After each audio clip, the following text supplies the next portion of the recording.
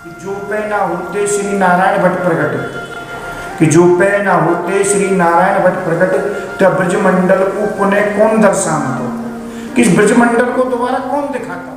नारायण भट्ट जी ने प्राकट्य किया है उसका, पूरा ब्रज को नारायण भट्ट जी, पूरे ब्रज को। और 550 साल पुरानी प्राचीन चीज़ है ये जो आप दर्शन कर रहे हो। नारायण भट्ट जी यहाँ पर बैठकर यहाँ पे ध्यान करते थे। यहाँ पे आप देख रहे हो ये 550 साल पुरानी चरण पादुका है जो आप देख रहे हो। देखने से ही लग रहा है कि मतलब कि कितना, जिसे कहते हैं, कितनी पुरानी ये जो है चरण पादुका है। अभी आप दर्शन करेंगे दाऊ जी के पास, वो ठाकुर आज भी विराजमान है जो नारायण भट्ट जी के साथ साउथ से आए थे। साउथ से आए थे? साउथ से, वो आज भी विराजमान है। तो फिर किशोरी जी ने स्वप्न दिया उनको कि ब्रह्माचल पर्वत पर मेरी प्रतिमा है, बोल इसको प्राकट करो, उसको प्राकट किया भट्ट जी ने। तो जो हम जो दर्शन करते हैं, जो लाडली के नाम से जो विराजमान है, और लाडले मेरे साथ आया है साउथ से, तुम्हारा नाम बेटी लाडली, लाडली बरसाना में लाडली जी नाम रख दिया उसी दिन से किशोरी जी का। किशोरी जी आज भी लाडली नाम के नाम से, कि ये वो ठाकुर है जो नारायण भट्ट जी के साउथ से आए थे। इन्होंने बताया था नारायण भट्ट जी को कि ये बरसाना, ये मथुरा, ये गोवर्धन, यही ठाकुर है। तो नमस्कार दोस्तों, स्वागत है आपका मेरे चैनल पे और आप देख रहे हो मोहित व्लॉग्स। और मैं आपको बता दूं, आज मैं आया हूं ऊंचा गांव में। जैसे कि आपको मैंने यहां पे दर्शन कराए हैं ललिता सखी का मंदिर में, जो यहां इसी स्थान पे है, आता है, इसी गांव में आता है, ऊंचा गांव में आता है ललिता सखी का मंदिर। उसी गांव में यहाँ पे आपको दर्शन होते हैं दाऊ जी महाराज के। कहा जाता है कि यहाँ पे जो नारायण भट्ट जी हैं, उन्होंने दाऊ जी महाराज का आज से 550 वर्ष पहले प्राकट्य किया था। तो चलते हैं अंदर और देखते हैं किस रूप में दर्शन होते हैं दाऊ जी महाराज के, और यहाँ का भी महत्व जानेंगे यहाँ के पुजारी जी से। तो चलिए चलते हैं अंदर पर। तो यही वो सारा स्थान है, मैं एक बार आपको चारों तरफ से दिखा दूँ। और आप देख रहे हो जितने भी साधु संत यहाँ पे सामने बैठे हुए हैं, यहाँ विश्राम के लिए रुके हुए हैं, ये 84 कोस की परिक्रमा कर रहे हैं जितने भी साधु संत। और जब मैं यहाँ पे इससे पहले आया था, मैं यहाँ पे आया था दोपहर के टाइम पर, यानी कि उस टाइम पर मंदिर बंद था। तो यहाँ पर जब मैं आया था तो उस टाइम पर यहाँ पे काफ़ी साधु संत थे, 84 कोस की यात्रा कर रहे हैं। मैं आपको बता दूँ, जितने भी आप मेरे पीछे संत देख रहे हो साधु संत, वो सारे 84 कोस की यात्रा कर रहे हैं, ब्रज 84 कोस की यात्रा। यहाँ पर वो विश्राम करने के लिए रुके हैं, क्योंकि जितने भी स्थान पड़ते हैं आप हर स्थान पर रुक सकते हो। ऐसा कुछ नहीं है कि आप नहीं रुक सकते, कहीं भी आप रुक सकते हो। आपकी भोजन की, आपकी सबकी, जिसे कहते हैं, सारी चीज़ों की यहाँ पे व्यवस्था होती है हर मंदिर में, ब्रज के हर मंदिर में। क्योंकि सबको पता है कि 84 कोस की यात्रा काफ़ी बड़ी यात्रा होती है और विश्राम के लिए कोई आपको मना नहीं करता है यहाँ पे। तो एक बार मैं आपको चारों तरफ का नज़ारा दिखाता हूँ, किस तरीके से यहाँ आपको चारों तरफ से दर्शन होते हैं।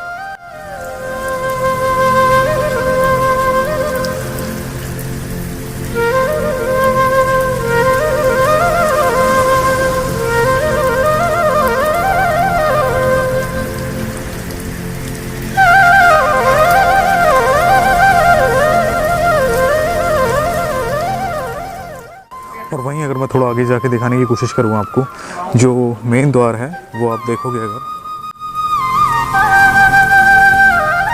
जो मेन द्वार है वो आपको ये बैक साइड है, सामने से आप देख रहे हो ये द्वार की, ये है बैक साइड का द्वार। और यहीं से आप अंदर आते हो। ऊंचा गांव, पूरा ये ऊंचा गांव ही है। तो चलते हैं मंदिर की तरफ।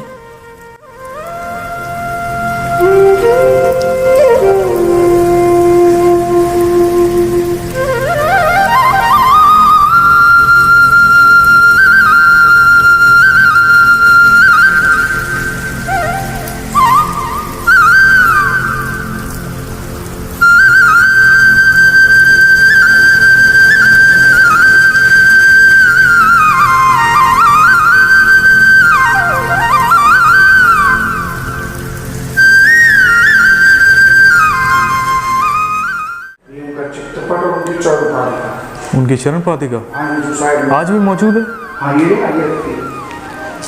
ये नारायण भट्ट जी की है। मतलब ये जब की है 550 साल पहले।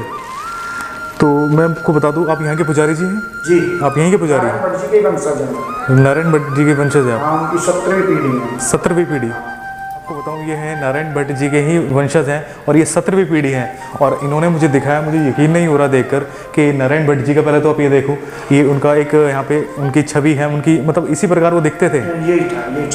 यही छवि है उनकी, इस प्रकार वो दिखते थे। अभी आपको मैं नज़दीक से दिखाऊंगा, लेकिन यहाँ पे उनकी चरण पादुका है।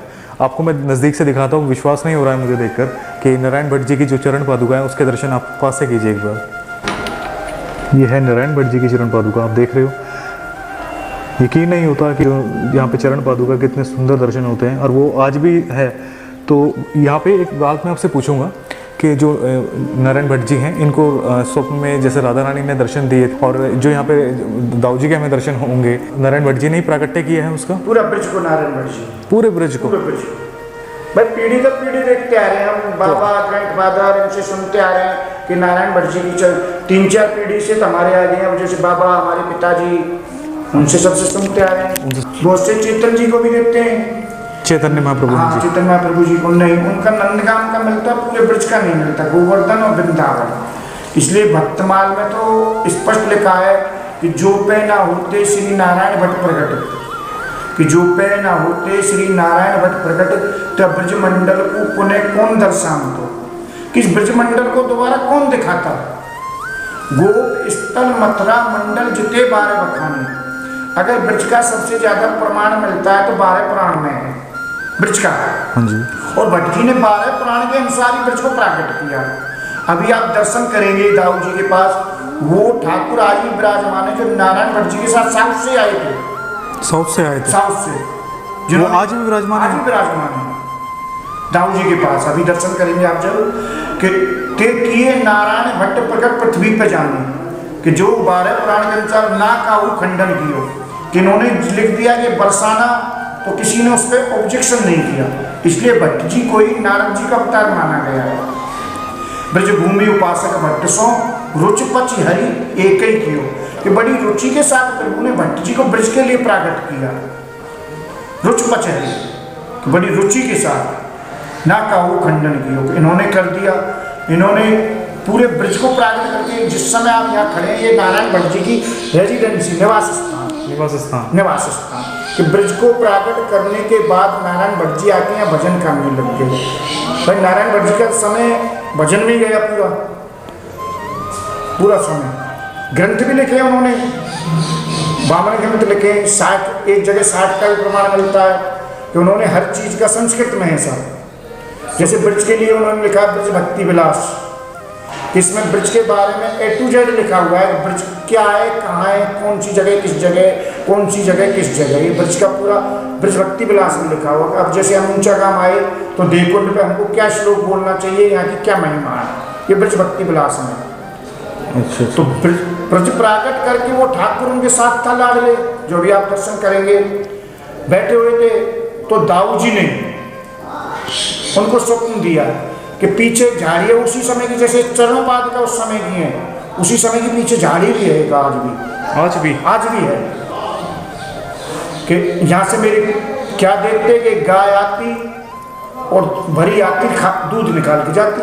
तो उनका रिमोट तो भाई लाडले था जो साउथ से साथ आया है, उनसे पूछा कि भाई ये क्या, बोले मेरे बड़े भाई की यहाँ प्रतिमा है। फिर वो भट्ट जी ने उनको नागपंचमी के दिन प्राकट किया है, इसलिए हमारे यहाँ दाऊ जी का वार्षिक उत्सव नागपंचमी को मनता है। नहीं, दाऊ जी का जन्म वैसे भादों में छठ के दिन है, जिसको ललिता छठ कहते हैं। हाँ, इनको प्राकट करने के बाद दाऊ जी को फिर भट्ट जी भजन कर रहे थे, तो फिर किशोरी जी ने स्वप्न दिया उनको कि ब्रह्माचल पर्वत पर मेरी प्रतिमा है, बोल इसको प्राकट करो। उसको प्राकट किया भट्ट जी ने। तो जो हम जो दर्शन करते हैं, जो लाडली के नाम से जो विराजमान है, जो आप जो श्री जी महल में, हाँ, राधा रानी मंदिर के ऊपर है, लाडली मंदिर पे। हाँ जी। हाँ, तो उनको प्राकट किया, तो उन्होंने कहा जब तुमने मुझको प्राकट किया तो मेरा कुछ नाम, बोल बेटी दाऊ जी मेरा इष्ट है, हमारा दाऊ जी इष्ट है, हम उनकी शत्रु पीढ़ी है ना, और लाडले मेरे साथ आया है साउथ से, तुम्हारा नाम बेटी लाडली। बरसाना में लाडली जी नाम रख दिया उसी दिन से किशोरी जी का। आज भी लाडली नाम के नाम से, तो भट्ट जी ने लाडली के कई नाम दिए, लाडो, लड़ेती, लाडली। पर आज भी हम बेटी मानते हैं किशोरी जी, बरसाना में जो लाडली जी उनको हम भी बेटी मानते हैं। अच्छा। जो वहाँ सेवक है वो हमारा ही शिष्य है, वो भी शिष्य ये नहीं कि किसी बाहर का, वो नहीं, जो गोस्वामी नारायण दास जी का वंशज है। अच्छा। जो भट्ट जी के शिष्य हुए नारायण दास, हाँ जी, उन्हीं के शिष्य वहीं पर सेवक है। हाँ, हमारे शिष्य भाई भट्ट जी के शिष्य हुए नारायण दास जी, और नारायण दास के जो वंशज हैं वो उनको किशोरी जी की सेवा, किशोरी जी की सेवा। हाँ, और हम यहाँ दाऊ जी की सेवा में। तो एक बार मैं यहाँ पे दर्शन करा दूँ दोबारा से, आपको मैं पास से दिखाऊँ। ये है नारायण भट्ट जी, जिनके माध्यम से आज आप ब्रज में जितने भी दर्शन कर रहे हो, और यहाँ पे दाऊ जी के जो दर्शन होते हैं वो इन्हीं के द्वारा प्रकट किए गए।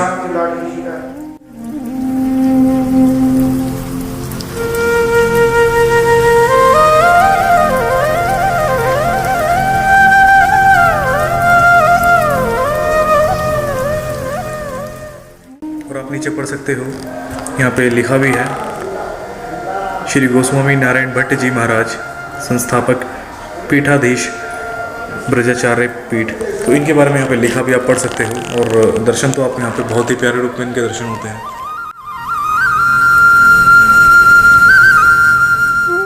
और इनकी चरण पादुका के तो मुझे दर्शन बहुत ही प्यारे हुए हैं, आप देखोगे, और देखने से ही लगता है काफ़ी, मतलब ये 550 साल पुरानी चरण पादुका है जो आप देख रहे हो।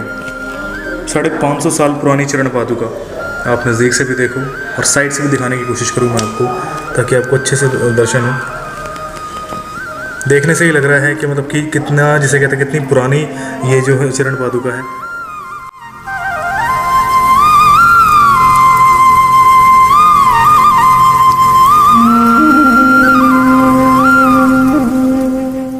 तो अब मैं आपको मंदिर में लेके चलता हूँ, अंदर दर्शन कराता हूँ मैं आपको मंदिर में। आप यहाँ से बाहर आते हो तो आपको यहाँ पे अंदर ये मंदिर का ही देख रहे हो, यहाँ पे जितने भी ये साधु संत 84 को उसकी परिक्रमा करते हैं और यहाँ पे विश्राम आदि कर रहे हैं। काफ़ी सुंदर में यहाँ का वातावरण है। अब चलता हूँ मैं आपको अंदर लेके। ये है हवन कुंड।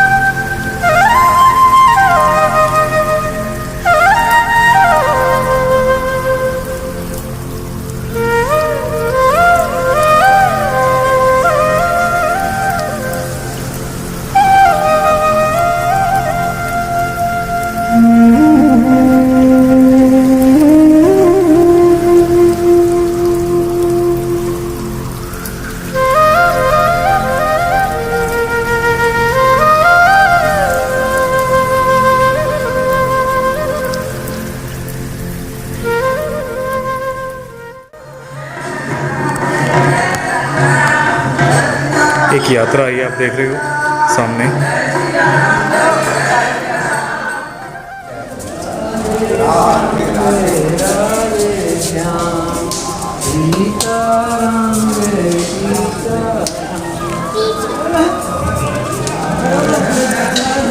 बता दूं, ये 84 कोस की परिक्रमा कर रहे हैं, और ठाकुर जी को जिसे कहते हैं उनके रूप को पूरे 84 कोस।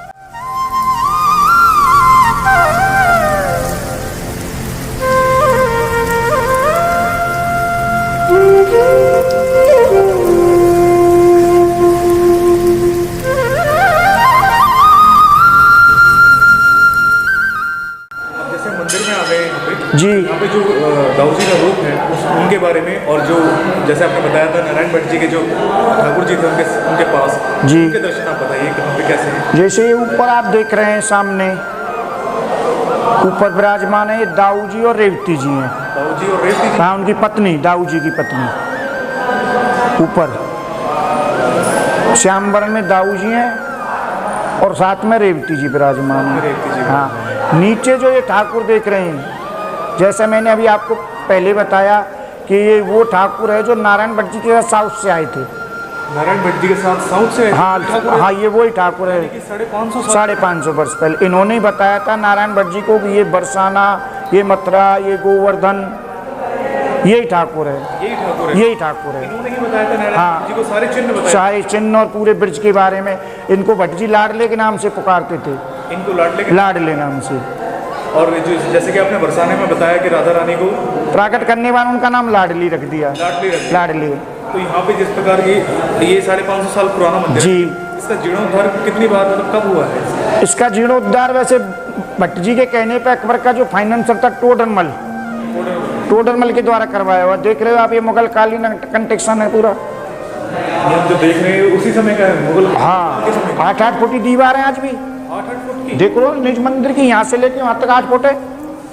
आप ये सच में हम जो देख रहे हैं कि यहाँ से लेके और वहाँ तक की ये 8-8 फुट की दीवारें हैं। 8-8 फुट की दीवार है। और अब तक मतलब इसका वैसे उस तरीके नहीं, जो पहला ओल्ड रूप था उसी में है। जीर्णोद्धार करवाते रहे, जैसे अब ये टाइल लगवा दिया, फर्श करवा दी, परंतु इसकी कितनी बड़ी मतलब गहरी दीवार है। हाँ, इतनी बड़ी। इतना देख रहे हो, इसमें कम से कम 2 आदमी आराम से खड़े हो जाएं। 8 फुट है जी, 8 फुट है। निज मंदिर की तो 8 फुट है। काफी ज्यादा बड़ी मतलब बहुत ही लोग दीवार है। और ये पीछे तक कितना? पीछे भी ऐसे 8 फुट ही है, चारों तरफ 8-8 फुट ही है मंदिर की, निज मंदिर की। हाँ, जिसको गर्भगृह कहते हैं निज मंदिर को, उसकी।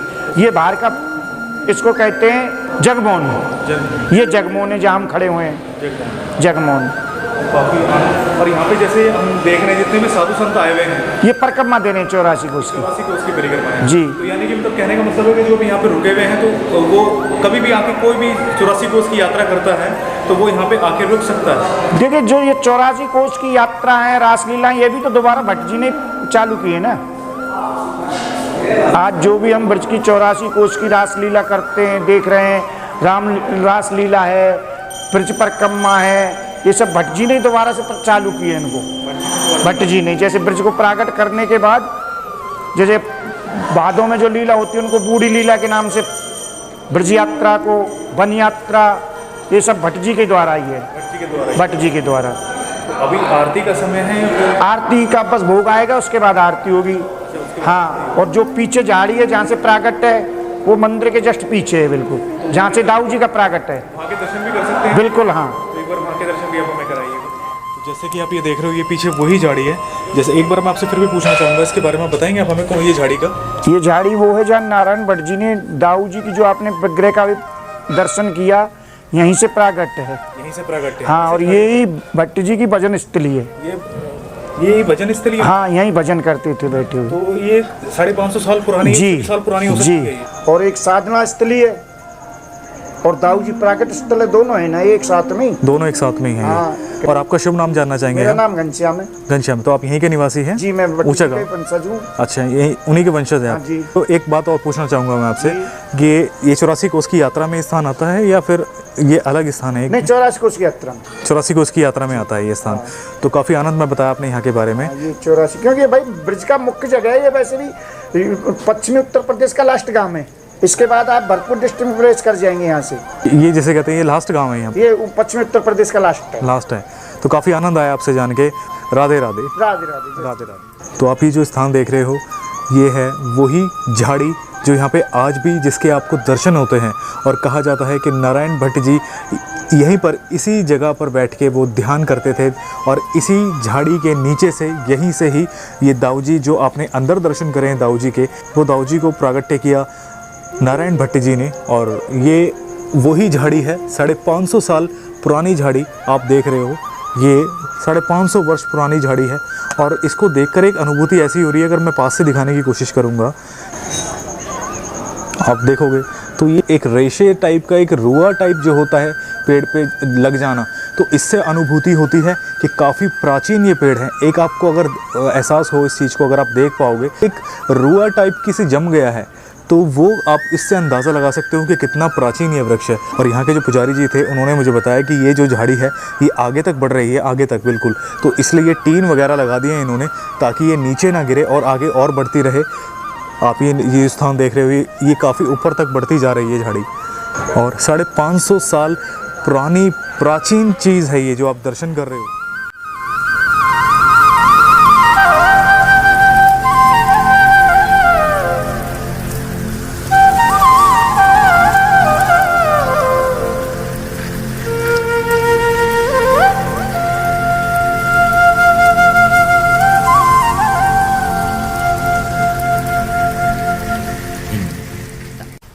ये मंदिर की बैक साइड है, आप देखोगे अगर ऊपर,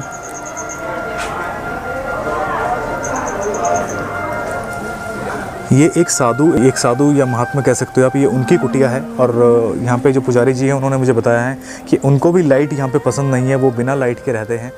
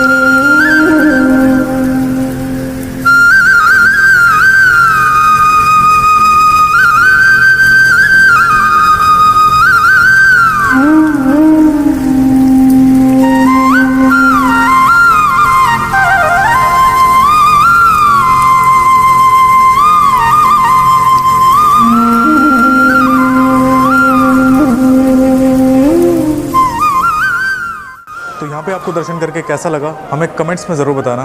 काफ़ी आनंद आया यहाँ के बारे में जान के। जो यहाँ के निवासी थे उन्होंने काफ़ी आनंदपूर्वक बताया यहाँ के बारे में, और उम्मीद करता हूँ आपको भी काफ़ी आनंद आया यहाँ पे दर्शन करके। जो नारायण भट्ट जी के द्वारा यहाँ पे भगवान कृष्ण के बड़े भ्राता, और जो सामने आप गोपाल जी के दर्शन कर रहे हो, मेरे पीछे जो आप देख रहे हो, यहाँ पे जो गोपाल जी के दर्शन होते हैं आपको, और यहाँ पे दाऊ जी के दर्शन होते हैं। गोपाल जी यानी कि लड्डू गोपाल हमारे, मुझे काफ़ी हैरानी हुई कि वो नारायण भट्ट जी के जिसे कहते हैं साउथ से उनके साथ आए थे, और उनको ही जैसे उनसे वो वार्ता यानी कि उनसे बातें करते थे। तो आपको जो सामने लड्डू गोपाल जी के दर्शन होते हैं, इन्होंने ही नारायण भट्ट जी को जिसे कहते हैं बोला, कहा कि पीछे जो झाड़ी है वहाँ पर श्री दाऊ जी महाराज हैं, आप वहाँ पे उनको प्रागट्य करें। और इसी प्रकार राधा रानी ने नारायण भट्ट जी को एक जिसे कहते हैं एक संकेत दिया कि मेरा भी आप प्रागट्य करो। तो इसी कारणवश राधा रानी के जो मंदिर में, श्री राधा रानी में आपको जो दर्शन होते हैं लाडली के, मतलब उनका नाम नारायण भट्ट जी द्वारा ही रखा गया लाडली। तो काफ़ी आनंदमय दर्शन हुए मुझे। और मैं आपको रियलिटी बताऊं, जैसा यहाँ पे जो बनाया हुआ है इस महल को, ये मुझे नंद महल की याद दिलाता है। इसी प्रकार नंद महल के में भी आपको दर्शन होते हैं, और सामने तो बहुत ही प्यारे रूप में दर्शन होते हैं दाऊ जी महाराज के। आपको वीडियो कैसा लगा दर्शन करके हमें कमेंट्स में ज़रूर बताना, और अगर वीडियो अच्छा लगा है तो वीडियो को लाइक करना, वीडियो को शेयर करना। मिलते हैं ऐसे किसी नए वीडियो के साथ में, तब तक अपना ख्याल रखिए और देखते रहिए मोहित व्लॉग्स। आगे ब्रजधाम के वीडियोज़ ऐसे ही आते रहेंगे मेरे चैनल पे, तो प्लीज़ मेक श्योर कि आपने चैनल को सब्सक्राइब किया हो, और साथ के साथ बेल आइकन को भी ज़रूर प्रेस करना, ताकि आपको सारे मेरे अपडेट मिलते रहें। आप मुझे इंस्टा, फेसबुक, ट्विटर पर तीनों पर ज्वाइन कर सकते हो। तीनों के लिंक्स आपको डिस्क्रिप्शन बॉक्स में मिल जाएंगे। तो आज की वीडियो में फ्रेंड्स बस इतना ही, और आने वाली वीडियोज़ जो मेरी होती हैं, जितने भी मैं शूट्स करता हूँ, उन शूट्स के अपडेट मैं सारे इंस्टाग्राम पे देता हूँ, इंस्टाग्राम, फेसबुक पे। तो आप लोग मुझे वहाँ पर भी ज्वाइन कर सकते हो। और अगर आप मुझे इंस्टा पे ज्वाइन करना चाहते हो तो लिंक आपको डिस्क्रिप्शन बॉक्स में मिल जाएगा, और स्क्रीन पे भी आपको यूज़र आईडी मिल जाएगी। तो आज की वीडियो में फ्रेंड्स बस इतना ही। राधे राधे।